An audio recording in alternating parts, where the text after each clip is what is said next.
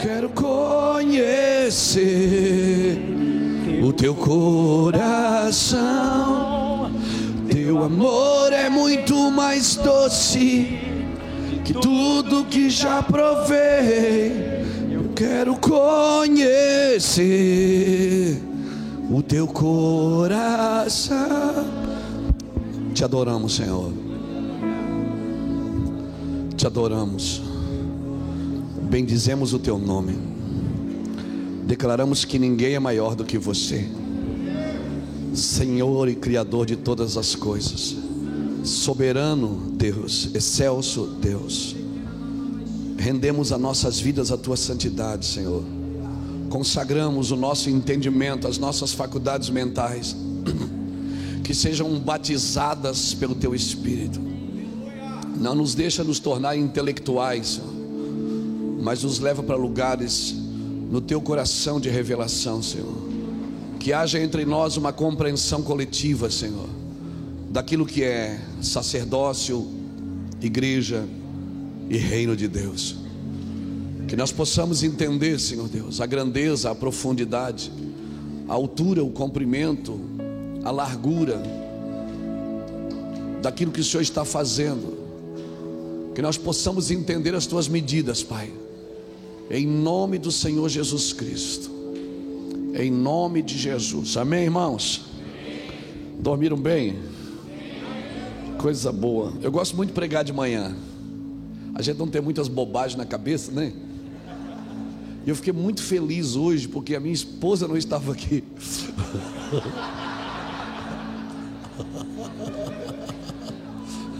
Aleluia.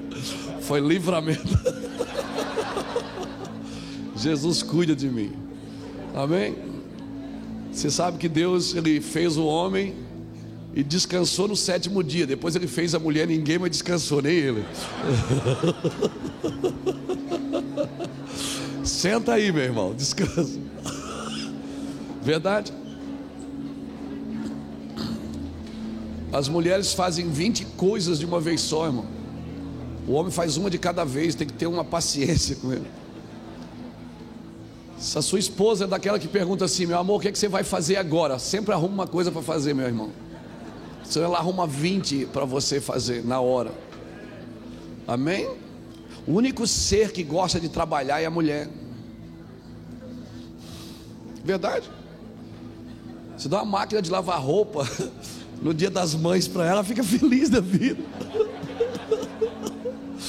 Dá uma enxada para um homem, você vê. Dá uma foice para ele no dia do aniversário dele, para você ver o que ele faz.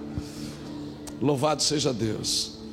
Mas a Bíblia diz que Cristo é a glória de Deus, o homem é a glória de Cristo e a mulher é a glória do homem. Amém, irmãos? A mulher é a glória do homem. Nós temos um trabalho com homens lá em Itajaí. É um culto que o nome do culto é Vem se tu for homem.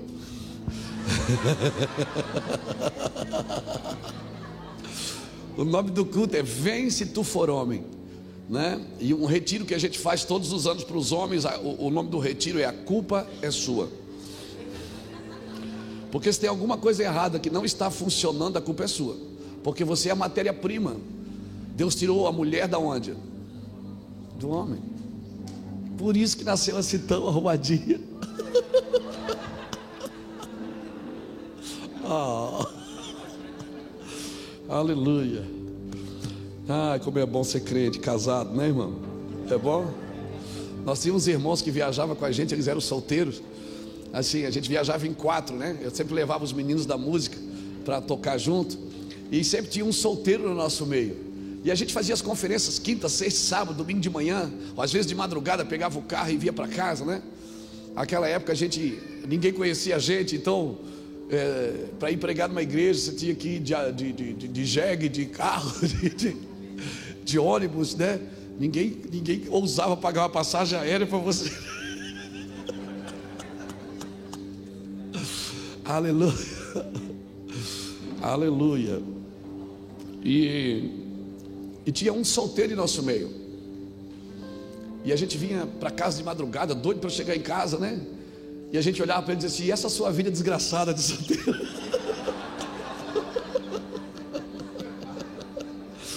Nós vamos para casa agora, vamos celebrar, né? E você, ó vida miserável. Mas Jesus teve misericórdia dele e ele casou, irmão. Aleluia. Louvado seja Deus. E é bom casar, não é? Foi uma das primeiras coisas que Deus percebeu, que não era bom que o homem vivesse só. E ele disse: eu vou fazer uma disjuntora, aquilo que completa algo. A mulher não vem para completar o homem, ela vem para completar o propósito. Porque uma das traduções da palavra solteiro é sou inteiro. Então, na realidade, a pessoa só deveria se casar se ela fosse inteira. Ela não casa para completar a sua vida tem que ser completa em Deus. Você casa para completar o propósito. Amém? Adão era inteiro em Deus. E Deus não falou, Adão não andava batendo cabeça nas árvores, sofrendo e dizendo: eu vou morrer. Não. Adão era um homem completo em Deus. Por isso que quando deu B.O., ele disse: foi essa mulher que o Senhor me deu, eu não pedi.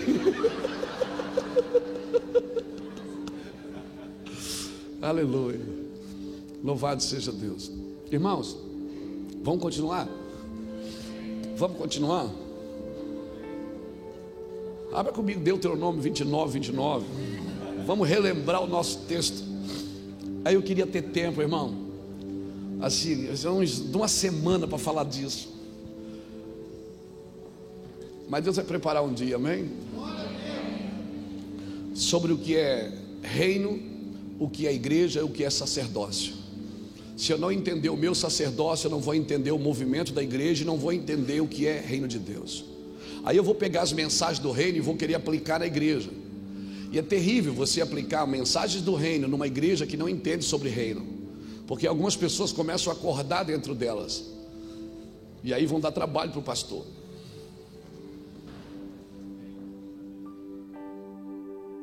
Por isso nosso trabalho não é causar problema, irmãos.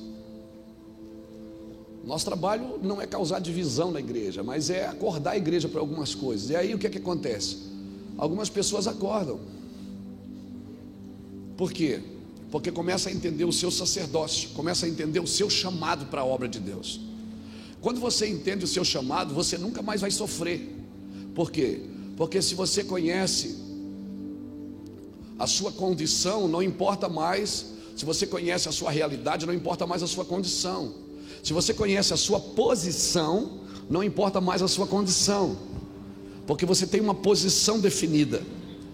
E a condição de fora não vai mais afetar quem você é dentro aqui, no Senhor. Amém? Por isso que Paulo estava preso e ele dizia: alegrai-vos comigo no Senhor. Outra vez digo, regozijai-vos. O cara está morrendo e ele está dizendo: sede meus imitadores.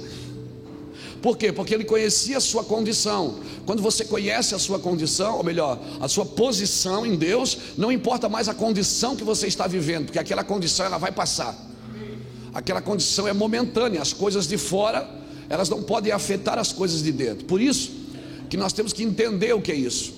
A mulher, a dracma, a mulher que perdeu a dracma, a Bíblia diz que ela perdeu a dracma dentro de casa. Você nunca perde nada aqui fora sem ter perdido aqui dentro. Se você está perdendo as coisas aqui fora, é porque você perdeu aqui. E você também nunca ganha nada aqui fora sem ganhar aqui dentro. Amém? Por isso que quando Jesus orava, Deus falava com ele, ele dizia assim: ó, vamos para o outro lado. Ninguém entendia nada, mas a palavra já estava aqui. Quando Jesus pega o pão para multiplicar, ele não ora. Ele só diz: Pai, te dou graça porque tu sempre me ouve.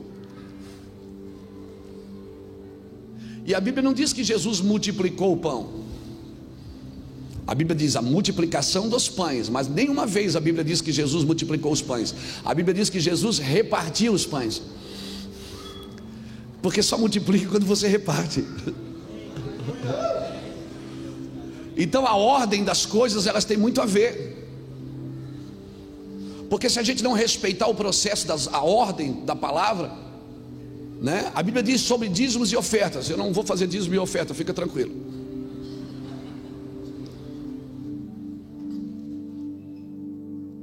A Bíblia diz assim, ó, honra o Senhor com a tua fazenda e com as primícias de toda a tua renda. Está pedindo duas coisas: honra com a fazenda e com as primícias da renda. Então se encherão os teus celeiros abundantemente e transbordarão de vinho os teus lagares. Vão se encher e transbordar. Mas eu tenho que fazer duas coisas.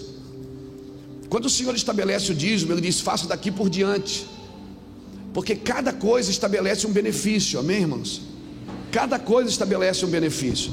Aí tem gente que pega isso tudo e aí começa a fazer bagunça na igreja, a usar o dinheiro ilicitamente, a persuadir pessoas a dar. Não, Deus não quer que você dê, Deus quer que você honre. Honrar é diferente de obedecer. Obedecer é uma atitude externa, honrar é uma atitude interna. Honra ao Senhor. Nem todo mundo que obedece honra, mas todo mundo que honra obedece. Porque eu posso estar obedecendo por benefício, eu posso estar obedecendo por interesse, mas se eu honro não, se eu honro eu não tenho nenhum interesse, porque a minha honra, ela está estabelecida naquilo que eu faço, não naquilo à base de troca. Nós temos um restaurante que dá comida para morador de rua lá em Itajaí. Na realidade hoje um irmão me perguntou: pastor, vocês têm uma casa de recuperação, né? Eu disse: não, nós começamos numa casa de recuperação e depois a gente abriu o Ministério Mevan. O nosso ministério, o fundamento dele foi uma casa de recuperação. Eu pastoreava uma igreja, eu era co-pastor de uma igreja. Na realidade eu não era co-pastor, tinha o pastor, tinha o co-pastor, eu era o co-pastor.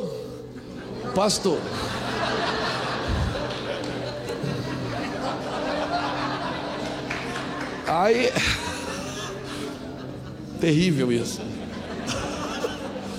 Eu era esse cara aí, e Deus falou: vou te dar o ministério. O Senhor disse: eu vou te dar o ministério. Eu digo: meu Deus, coisa boa. Até que o Senhor me disse: você sabe o que é o ministério? Eu digo: pregar, viajar. Ele disse: não, ministério é uma chamada incrível, dado a uma pessoa inadequada, para fazer algo impossível, por um tempo indeterminado e sem o dinheiro suficiente. Eu disse: é isso que o Senhor quer me dar? Ele disse: é seu. Então você sabe que você foi chamado para o ministério quando? Quando você não se sente adequado para aquilo. Então você está perfeitamente preparado por Deus.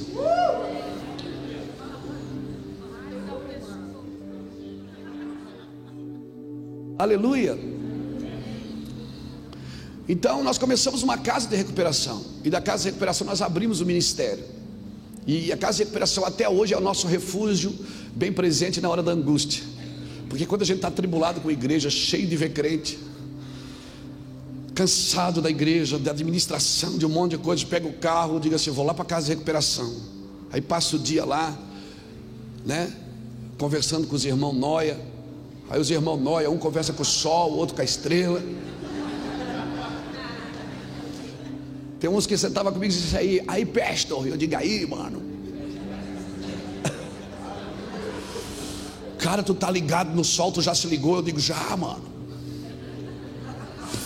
E eu fico lá e eu digo: Jesus, isso é bom demais. Porque você olha para aqueles caras loucos assim, você fica pensando: cara, o que esse cara tem para me dar? E ali você é tratado. E o nosso restaurante comunitário, ele dá comida para morador de rua todo dia comem 50, 60, 70 morador de rua. E tem um culto lá de 20 minutos na hora do almoço. De vez em quando eu estou lá, pelo menos a cada 15 dias. Eu vou lá, dou uma palavra, sento, como com eles. Aí esses dias tinha um cara lá e dizia assim: ô pastor, posso fazer uma pergunta? Eu digo: posso. Mas eu vou ser violento, cara. Eu digo: pode perguntar, mano. Eu estou acostumado com crente, pode falar. Aí ele falou assim: fala a verdade, o senhor dá comida para nós, o senhor quer levar nós para a igreja, né? Eu disse: não, querido, não quero. Ele disse: ô pastor, qual que é? Pode se abrir aí, cara. Eu digo: não tem nada a ver levar vocês para a igreja. O senhor está dando comida para nós por quê? Porque vocês precisam comer, ué. Mas qual que é então daí? Pai, se eu quiser vir aqui comer todo dia e não quiser ir na igreja? Eu disse: não tem problema. Ele disse: mas aí o senhor está perdendo tempo. Eu digo: eu não. Não, pastor, pode se abrir, cara. Se abre aí, mano. Eu digo: não, cara, você precisa comer. Ele falou assim: mas se eu não quiser ser transformado? Eu digo: amém? Continue comendo. Ele disse: mas o senhor está perdendo tempo. Eu disse: não, querido, se você que vem aqui comer não é transformado, nós que estamos dando a comida para você estamos sendo transformados. Porque na realidade não é nós que estamos ministrando em você, é você que está ministrando em nós. Você está dizendo uma verdade na nossa mente todo dia. Você está nos fazendo viver o Evangelho. Você está nos fazendo cumprir o propósito. Aí algumas lágrimas começaram a correr. Ele disse: cara, pode crer, mano. Pode crer, mano, tu é um cara. E aí liberou um monte de palavrão junto, que eu não vou falar. Tu é um cara, mano. Irmãos, uma visão sem ação, ela é só um sonho passageiro, não é o sonho de Deus para a sua vida.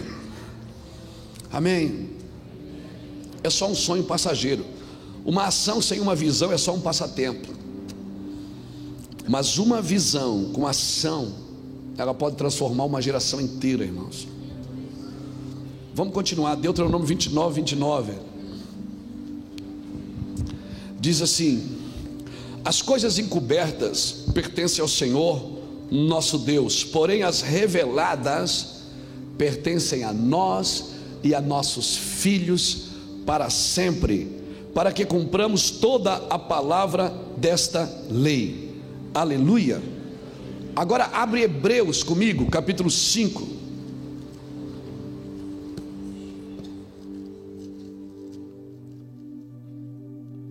Hebreus é maravilhoso, é a graça explicando a lei. E acredita-se que quem escreveu Hebreus foi uma mulher, porque ele conta toda a história e no final diz assim: eu teria muito mais para falar, mas não vai dar tempo. Você conhece a sua posição, não importa mais a sua condição, querido. Ah, meu Deus! Essas coisas foram reveladas para nós, para que a gente ensine os nossos filhos. Mas tem gente que não, irmão, porque sabe um pouquinho mais do que os outros, guarda só para si e usa isso para manipular as pessoas. Aonde você foi bem sucedido, deixe pegadas no chão, pegue as pessoas pela mão. Irmãos, nós temos uma equipe de pastores lá no ministério e todo mundo prega muito. Eles viajam. Hoje está um filho meu no Japão, está o outro no Nordeste, está o outro no Texas. Nós temos um grupo no nosso de conversas. Eles sempre falam: pastor, estou aqui aconteceu isso e aquilo, e você aqui aconteceu isso tudo. Nós estamos em 25 nações. Tem 60 pastores na igreja. Às vezes domingo eu, a Iraci, mais uns 3 ou 4, o resto está tudo por aí. Tudo por aí. Às vezes a passagem paga pela oferta da igreja. Mas tem pessoas que não entendem isso. Dizem: eu não vou dar meu dízimo para os pastores ficarem viajando. Sabe, porque a gente pensa que a gente está passeando, irmãos.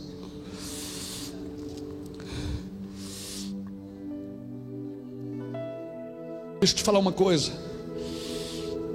Eu não vou falar não, abre aí. Abre Lucas capítulo 10. Eu não vou falar, você vai entender.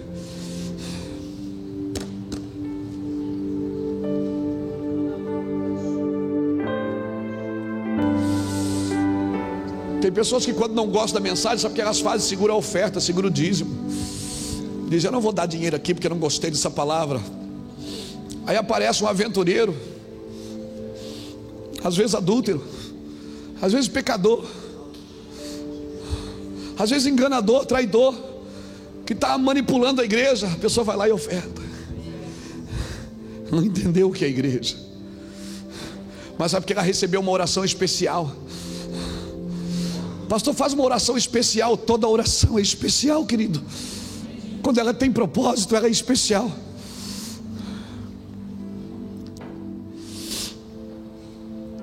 Abra comigo Lucas 10.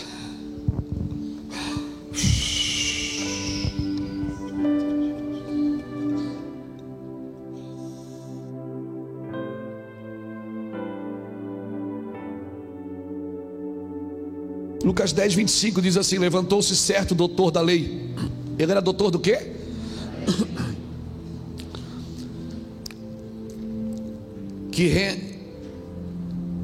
E querendo pôr Jesus em provas, perguntou-lhe: mestre, que farei para herdar a vida eterna? Jesus respondeu: o que está escrito na lei, como lês? Como lês?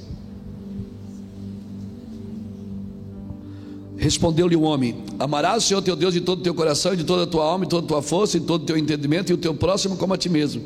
Então Jesus lhe disse: respondeste bem.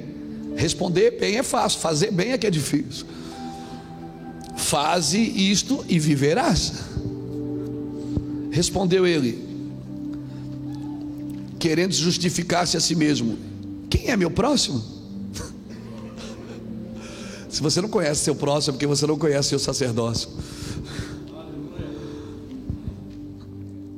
Aí diz Jesus: descia um homem de Jerusalém para Jericó, caiu na mão dos assaltantes, a qual despojaram e espancando-o retiraram, deixando o que? Ele meio morto, algumas traduções diz, outro diz quase morto. Sabe para quem que o homem ficou meio morto? Para quem não tem mais esperança. Mas para quem tem esperança, ele ficou meio vivo. A ótica que você tem das pessoas é que define se você vai ajudá-las ou oprimi-las. O que você vê nas pessoas define se você vai servi-las ou manipulá-las. Cara, isso é muito violento na minha vida. Porque enquanto a vida é esperança, eu não posso funcionar a partir de uma carreira religiosa, irmãos. Nossa fé não é logística. De achar que o trabalho que eu desenvolvo me aproxima de Deus. O meu serviço para Deus não me promove. Se o indivíduo ele é útil para Deus, ele tem um mérito. Está errado isso. Ele não tem mérito porque ele é útil. Ele tem mérito porque ele entendeu. Jesus estava com quem? Com o doutor da lei. Jesus estava dizendo para quem? Para um doutor da lei. E quem era esse doutor da lei? Era nada mais, nada menos que um ícone de manifestação de Deus da época. Jesus começa a falar do levita e do sacerdote. Jesus diz: passou um sacerdote de largo, passou um levita de largo. Por que o sacerdote e o levita passaram de largo?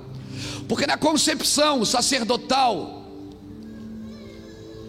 levítica, o que acontece fora do templo não é trabalho meu, não é problema meu. Esse homem está caído fora do templo. Fora do templo, esse trabalho não é meu. Eu fui chamado para servir no templo. Por isso que eles passaram de largo. Como o samaritano não tinha templo para adorar, a mente dele não estava presa ao templo. A mente dele estava presa à pessoa. Irmão, a estrutura que Deus nos dá é para servir a visão, não a visão servir a estrutura. O crânio é para proteger o cérebro. Jesus pegou o crânio, colocou o cérebro dentro do crânio, colocou o coração atrás dos ossos, botou numa caixa de ossos os dois órgãos principais do corpo. Para quê? Para proteger. Porque estrutura é para proteger, não é para escravizar.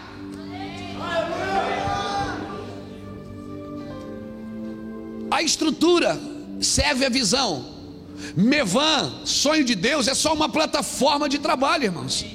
Nós somos aeroporto. Avião aqui posa e decola. Nós somos uma plataforma de trabalho. Nós somos um útero que gera filhos para Deus, porque esse é o sonho de Deus.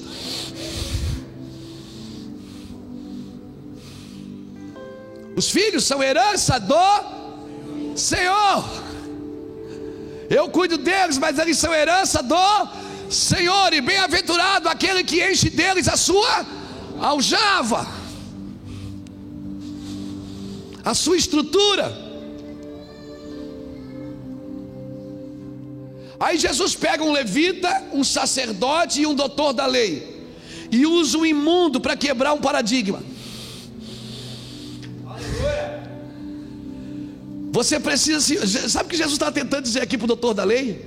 Ele está tentando dizer o seguinte: você precisa se evoluir tanto até se tornar um imundo a tal ponto de entender o meu amor. Você estuda tanto para ser confundido por um louco que passou, botou aquele homem na sua cavalgadura e levou numa estalagem. Não adianta eu ser doutor da lei se eu não tenho práticas. Eu preciso entender o meu sacerdócio para entender o que é a igreja, para poder estabelecer o reino. O reino de Deus não é a sua denominação. O reino de Deus não é isso. O reino de Deus é toda a terra. Porque assim como o pecado, Deus criou tudo. Foi Ele que criou tudo. Foi Ele ou não foi? Então não há dimensão nenhuma que Deus não queira restaurar. Se o pecado derrubou tudo, a restauração, a cruz tem que restaurar todas as coisas. Por isso que o céu retém, capítulo 3 de Atos, versículo 19, 20, 21 diz: convém que os céus o retenham até que venha a restauração de todas as coisas. Todas as coisas. Eu vou falar de novo: todas as coisas. Amém? Abra Colossenses comigo.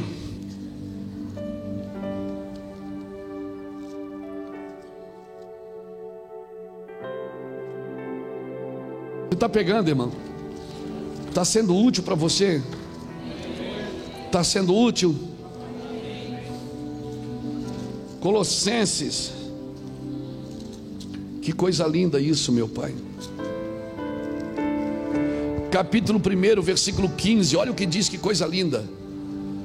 Ele é a imagem do Deus invisível, o primogênito de toda a criação, pois nele foram criadas todas as coisas que há nos céus e na terra, visíveis e invisíveis, sejam tronos, sejam dominações, sejam principados, sejam potestades. Tudo foi criado por Ele e para Ele. Ele é antes de todas as coisas, e todas as coisas subsistem por Ele. Ele é o cabeça do corpo, a igreja, e o princípio, o primogênito dentre os mortos, para que em tudo tenha a preeminência, pois foi do agrado do Pai que toda a plenitude nele habitasse, e que, havendo ele por ele feito paz pelo sangue da sua cruz, por meio dele reconciliou consigo mesmo todas as coisas, tanto as que estão na terra como as que estão no céu. Jesus veio para reconciliar o quê? Todas as coisas. Por 8 vezes nesse texto diz tudo, todas as coisas. Deus amou o mundo, não foi só o homem, de tal maneira que deu o seu Filho, para que todo aquele que nele crê. Por que Deus quer restaurar a criação? Porque a criação manifesta a sua glória. Mas pastor, deu um terremoto agora aí na Itália, pastor, deu um maremoto não sei aonde. A terra não está manifestando a sua glória, está manifestando o pecado do homem. Se esse homem entende o seu sacerdócio, restaura a terra aqui, a terra vai começar a manifestar a glória de Deus. Agora, para a terra obedecer o homem, esse homem tem que estar ligado com Deus. Por isso que tinha homens que paravam o sol, homens que diziam não chova mais aqui, não chovia, homens que pararam tempestades. Por quê? Porque a terra obedece ao homem, ela não obedece a Deus.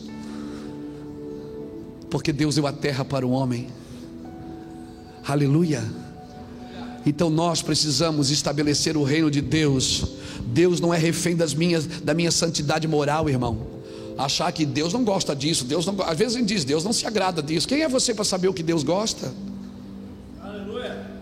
Não há nada mais inútil do que a mera utilidade. Não há nada mais inútil na vida do que a mera utilidade. Deixa eu perguntar uma coisa para você: vaso sanitário é útil ou não é? Pensou naquele dia que você está assim, hein? É útil ou não é? Mas você dá um vaso sanitário de presente de casamento para alguém? Você coloca ele na sala,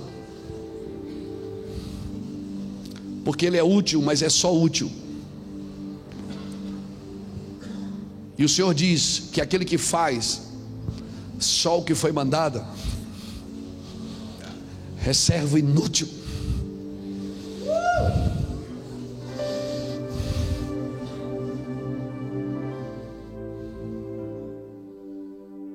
Porque ele é útil, mas é só útil. Se eu fosse você, eu escrevia isso que eu vou dizer. Não é porque eu vou dizer, mas é que isso vai mudar a sua vida. Quem lhe tira a vida tem o mesmo valor de quem te nega o direito de viver. Quem lhe tira a vida tem o mesmo valor de quem te nega o direito de viver. Pastor, o que é isso? Abra comigo Romanos capítulo 1.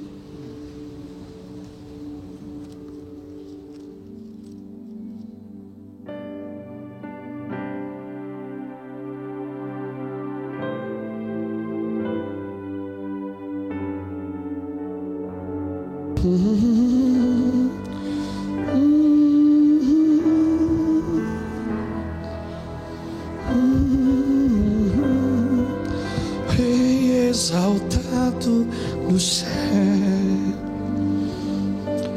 Romanos 1, versículo 16, olha o que diz: não me envergonho do evangelho, pois é poder de Deus para a salvação de todo aquele que crê, primeiro do judeu e também do grego, pois nele se descobre a justiça de Deus de fé em fé, pois está escrito: o justo viverá da fé.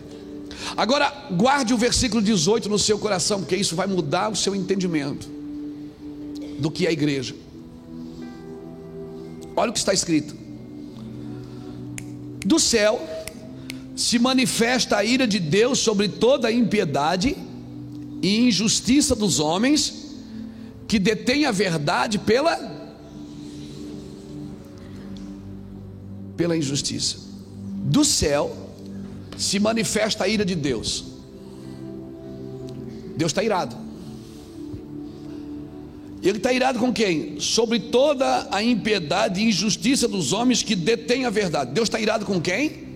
Com quem detém a verdade. Agora, quem é que detém a verdade? Quem é que pode deter uma coisa? Só quem tem. E quem é que tem a verdade? A igreja. Então, se você está roubando dos outros o direito de conhecer a verdade, você é tão pecador como quem faz mal a essa pessoa. Aí, se você ler os versículos seguintes da Bíblia, diz: por isso Deus entregou as suas paixões infames, homem com homem, mulher com mulher. Está ali na Bíblia.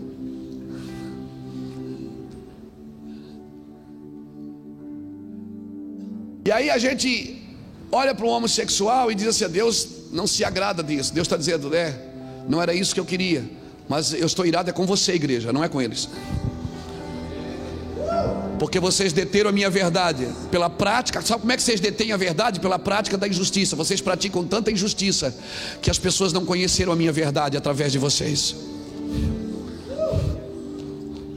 E aí por isso eu tive que entregá-los a paixões infames, porque eles não tinham modelos a seguir.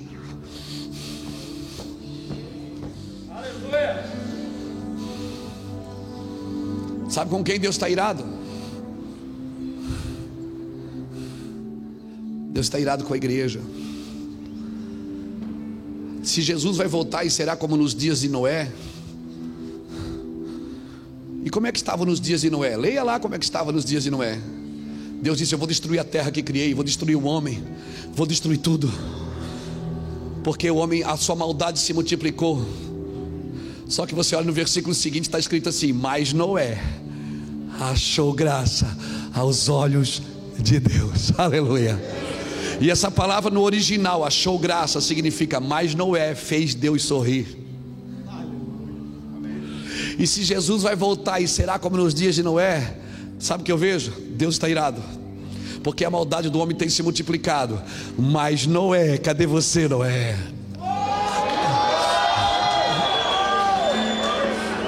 Cadê você que vai fazer Deus se alegrar esses dias? Sabe que Deus teve um problema quando viu Noé, né?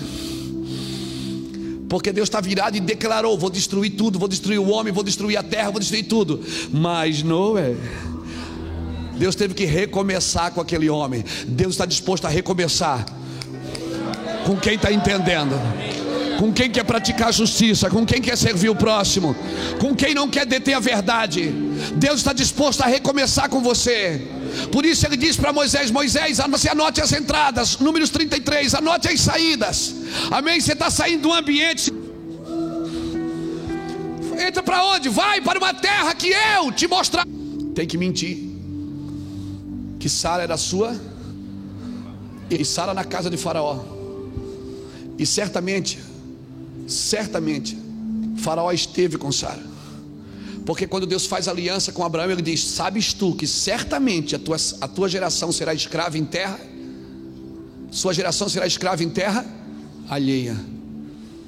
Abraão entregou sua esposa para o Egito, por isso que a sua descendência foi escrava no Egito. Mas quando Abraão chegou, tinha fome na terra. Abraão precisava entender que o leite e o mel que Deus falou que tinha na terra não estava na terra, estava em Abraão. Minha pomba minha, debaixo da tua língua tem leite e tem mel. Sabe o que Deus está dizendo? Eu vou te levar para o meio do caos, mas debaixo da tua língua tem leite e tem mel, e você vai profetizar sobre essa terra. E essa terra vai abundantemente, ela vai prosperar, e ela vai dar leite e mel. A terra não tem nada para você, é você que dá para a terra. Aleluia. Não é estiver te empurrando para o meio do caos, fica tranquilo, porque é no caos que a boca de Deus vai falar. O caos é a matéria-prima. Para que haja milagre tem que haver doente, para que haja prosperidade tem que haver necessidade, para que haja justiça tem que haver corrupção. Mas nós não, nós fugimos do caos, nós fugimos da praga, nós fugimos do problema. Nós vamos para a igreja fazer campanha: pare de sofrer, porque a gente não conhece os benefícios.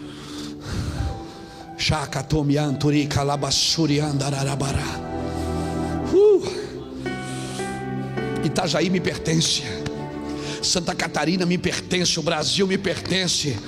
Escuta aqui, Leviatã. Senhor, te repreenda, Jezabel. Deus vai se levantar nessa nação, e já começou. Ele está levantando homens e mulheres que debaixo da sua língua tem leite e mel, e eles vão transformar os territórios aonde estão.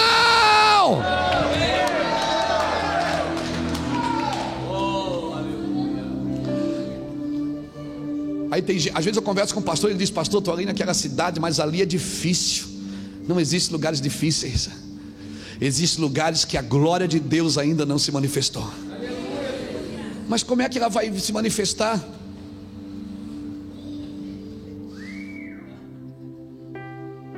Isaías, quando viu a glória de Deus, ele não disse: dá glória!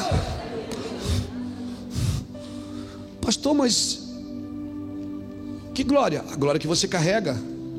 A glória, o som. A terra não será. Abra comigo Abacuque. Ai, obrigado, Espírito Santo.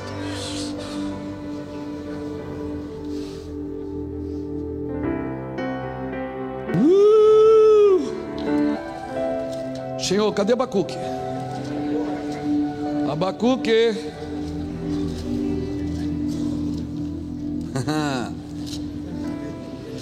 Abacuque capítulo 2, versículo 14. Olha aqui, o que é que está acontecendo nos nossos dias hoje?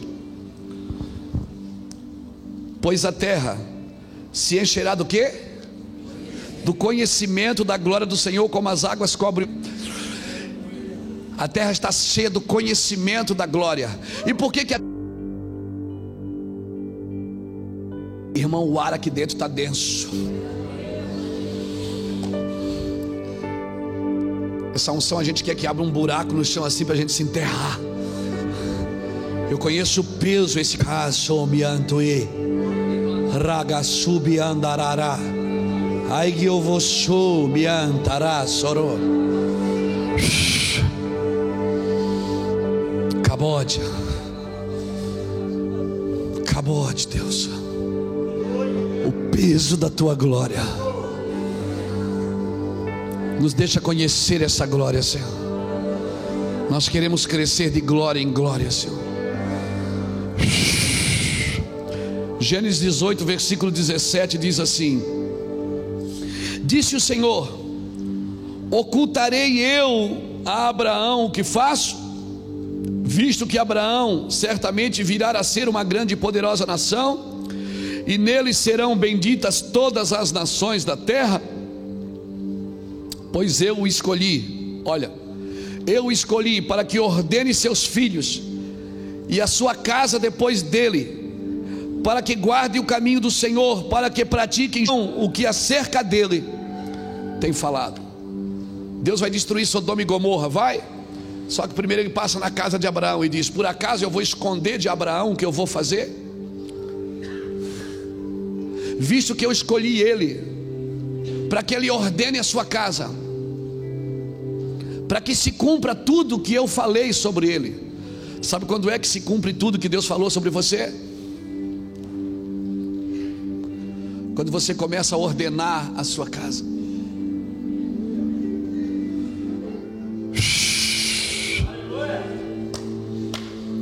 Para que se cumpra tudo que Deus falou sobre você. Por isso que o Vitor hoje falou de lar.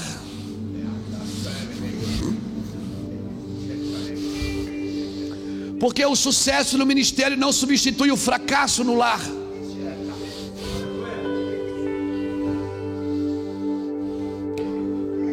Muitos têm casas, mas não têm lar. Se você tem lar, a sua casa cabe até de uma tenda, irmão. Não importa se você mora em Alphaville ou em Alfavela, se você mora na mansão ou no barraco, se você tem lar, você cabe em qualquer lugar. Por isso Deus está trazendo um techuvá sobre os lares, ou seja, trazendo os lar à origem. Por isso Deus está restaurando o jardim, para que o seu propósito eterno seja restaurado. Deus não vai fazer nos templos sem fazer primeiro nos lares. Não, não, não, não, não, não. O vale de ossos secos, primeiro ele restaurou o vale de ossos, mas o primeiro osso que ele quer restaurar é a célula tronco, chamada família, que é osso do meu osso, carne da minha carne. Por isso que o primeiro lugar que Deus vai restaurar é a sua casa, a sua vida, as suas emoções, para que você possa chegar na terra e dizer: assim diz o Senhor.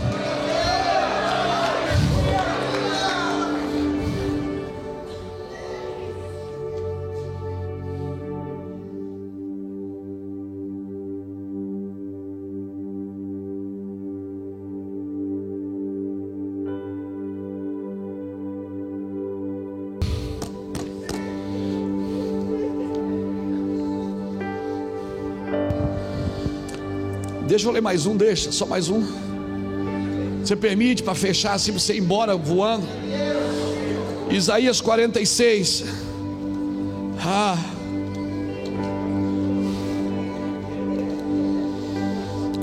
É muito denso, irmão, o que está acontecendo aqui hoje.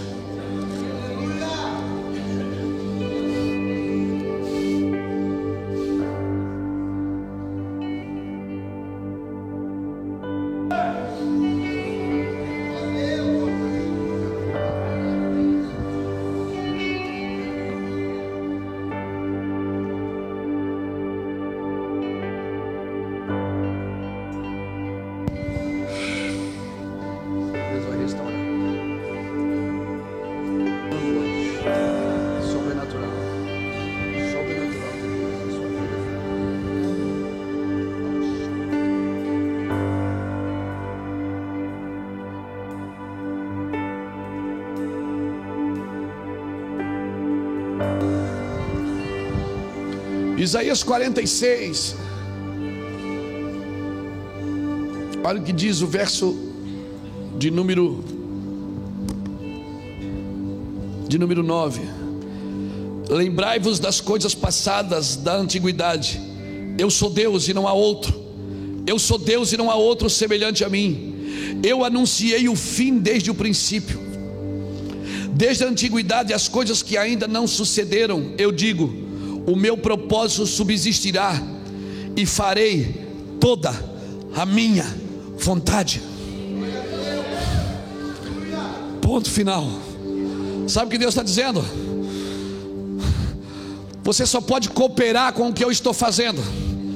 Você não pode fazer e achar que eu vou te ajudar se você estiver desalojado comigo.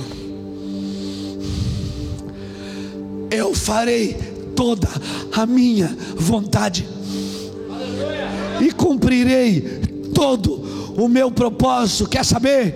E para você não ficar de fora do que eu estou fazendo, alinhe a sua vida comigo.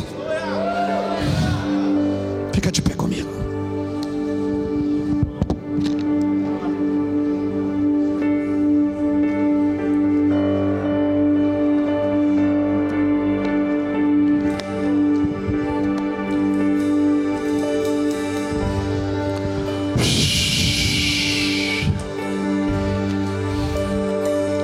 As coisas reveladas são para nós e para nossos filhos para sempre, para que aprendamos a guardar os decretos. Hoje eu sou um descendente de Abraão, porque Deus mostrou coisas para Abraão. Abraão viu até o próprio Jesus. Jesus disse: Abraão viu o meu dia e glorificou. Homens de revelação vão se tornar modelos para essa geração. Homens de revelação vão se tornar balizadores de justiça. Você que entendeu, sai do seu lugar, vem para cá para a gente terminar, irmãos. E desde já eu louvo a Deus, agradeço ao apóstolo Eli, ao apóstolo Cristiano por nos convidar para estar aqui, ao apóstolo Vitor, de poder pregar num ambiente tão propício. O ambiente está aberto nesses dias para a palavra, irmãos. Obrigado. É terrível você estar num lugar quando as pessoas não querem o que você carrega.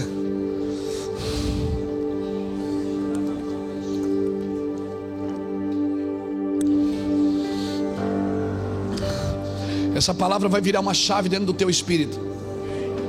E eu vou falar coletivamente. Nós vamos entrar numa compreensão coletiva. Quando você estiver lendo a Bíblia, as letras vão saltar dentro do seu espírito. Deus vai abrir as letras no meio e vai colocar coisas vivas dentro de você. Coisas que você já leu na Bíblia, releu. Fica esperto aos sinais, irmãos. Às vezes eu estou andando de carro no trânsito, eu começo a conversar com o Espírito, ele vai mostrando até as placas de trânsito. Diz: filho, olha para aquela placa, o que está escrito? Eu digo: nas placas do carro, os sinais. Deus vai dando sinais. Uma vez eu estava no aeroporto em Porto Alegre, eu e o irmão que viajava comigo tocando teclado. Quando nós sentamos na praça de alimentação, o Senhor falou: eu vou mexer no Rio Grande do Sul, filho. Uma pessoa está sentada do meu lado tomando seu café, ela cai da cadeira para trás. A outra vem andando assim, tudo em questão de 10 segundos, os mesmos fatos.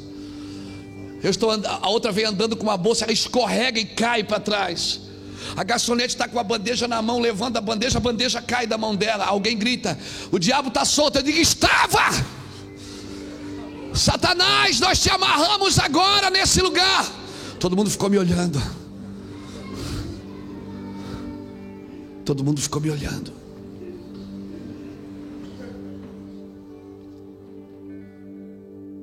Quando Deus leva você em algum ambiente, fica esperto, fica ligado. Eu não sou um pregador só com um microfone na mão. Nós somos chamados para mudar ambientes, para transformar vidas, em qualquer ambiente, em qualquer circunstância. Nesse mesmo aeroporto eu estava lá, e é engraçado que eu estava com uma calça azul, uma camisa azul clara e um coletezinho azul escuro. Quando eu saí para levar minha bandeja, estava eu e o menino sentado com o notebook aberto. Eu saí para levar minha bandeja, alguém gritou assim para mim: ô moço, dá uma limpada aqui na minha mesa. Eu digo: sim, senhor. Ele achou que eu trabalhava ali na praça de alimentação do McDonald's. Ele disse: pode limpar minha mesa aqui? Eu disse: sim, senhor. Peguei o guardanapo e fui lá, limpei a mesa e disse: pô, quem é que o porco que sentou aqui sujou tudo e tal. Eu disse: nos perdoe, senhor. Estou limpando a mesa para ele. Botei a mão para trás: o senhor deseja mais alguma coisa? Não, nem olhou para minha cara. Só que quando eu saí, ele se virou. E eu saí e sentei do lado dele, abri meu notebook. Ele olhou e disse: ô cara, desculpa, eu pensei que você trabalhava aqui. Eu disse: mas eu trabalho aqui. Ele disse: você trabalha aqui? Eu disse: trabalho no mundo espiritual. Ele disse: eu disse: fica tranquilo, Deus me deu a oportunidade de servi-lo hoje. Ele disse: ô cara, desculpa mesmo, por favor, puxa, eu fui tão rude com você. Eu disse: não, querido, fica tranquilo, não foi você. Você precisa entender o que você faz na terra, cara. Você precisa entender o seu sacerdócio, para que você possa entender o que é isso chamado igreja, para que como igreja juntos estabeleçamos o reino de Deus na terra. Senão vai ser só um ajuntamento de final de semana de gente mimada, querendo ir para o céu e achando que é melhor do que todo mundo porque aceitou Jesus.